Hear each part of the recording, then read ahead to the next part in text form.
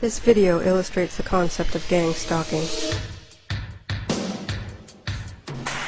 Gang stalking is also known as vigilante stalking or cause stalking, and it involves using several different individuals and vehicles to give a person the message that they are being stalked, yet not give them the ability to identify a single perpetrator. I've just bought a video camera, and this is the first time that I've taken it out. Instead of driving away as I normally would, I sit and play with the zoom on the camera. I hadn't realized the cyclist was sitting at the corner. I actually discovered him after I zoomed in on him. So I decided to sit and keep filming. This is something the stalkers didn't expect me to do. Notice the hand movements here. The guy lifts up his hands, points at the car that's approaching. His hands go back down again, and then he leans towards the car. Also, notice that the white car is missing a hubcap. This is important because the car will be coming back. You may have noticed that I've altered the video slightly. I've inserted still images to illustrate certain points a little more easily. As the ladies approach the corner, there's no indication that they know the guy until they get close to him. Watch as a blonde woman walks toward him, and obviously he says something to her, and she turns around and looks in my direction. The other woman seems to stop herself from turning around completely. The blonde woman points at me. Watch now as the guy on the bike signals someone else. He looks at his wrist as though looking at the time, then turns his palms upward as if to say, "I don't know what's going on." This is just before a cyclist and a car come by.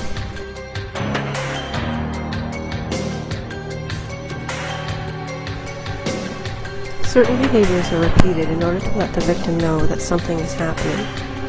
In my case, cars, cyclists, and pedestrians are used when I leave the house, and also when I'm coming back to the house.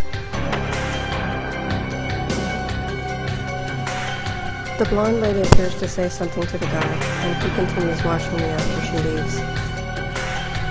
A man named David Lawson managed to infiltrate one of these groups, and he wrote a report on it called Terrorist Stalking in America. At this point, he scoots down a little so that he's more concealed by the trees. According to Lawson, cause stalking has been used by extremist groups since the early 1990s.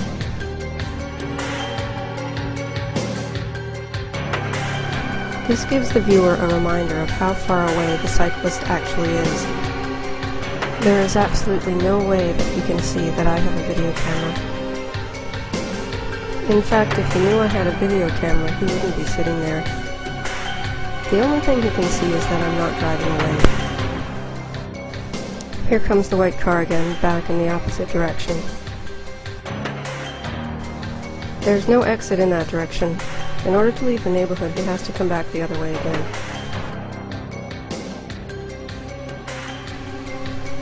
According to David Lawson, the people who are involved in gang stalking are often not employed, which gives them the ability to follow a person at any time of day. In addition, he makes it quite clear that these groups are cults. And now a third cyclist is about to approach. And as soon as he comes around the corner, he looks at me, and keeps watching me the entire time. After he gets on his bike, he actually rides up the wrong side of the street. It looks like he's trying to figure out what I'm doing. At the end of this video, you'll see a picture of what I look like to them. Lawson says that when stalking groups move into a neighborhood, there is an increase in the number of break-ins, noise, and it will become a high-traffic area. And now a fourth cyclist is about to approach. And here comes the same white car a third time. The basic system is alleged to have been developed by the Ku Klux Klan and refined through years of use. The primary characteristic of cause stalking is that it is done by large groups of people. A target will always be followed, but he is unlikely to see the same stalkers very often. The cyclist has now left.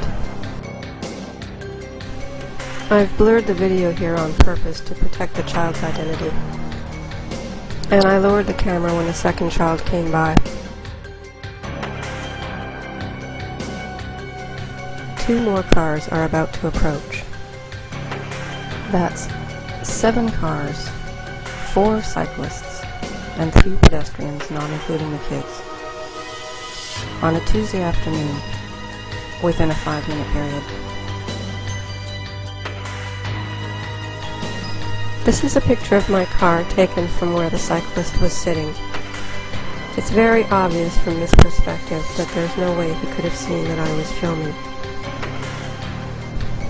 So this begs the question, what were all those people looking at? What was so interesting to them?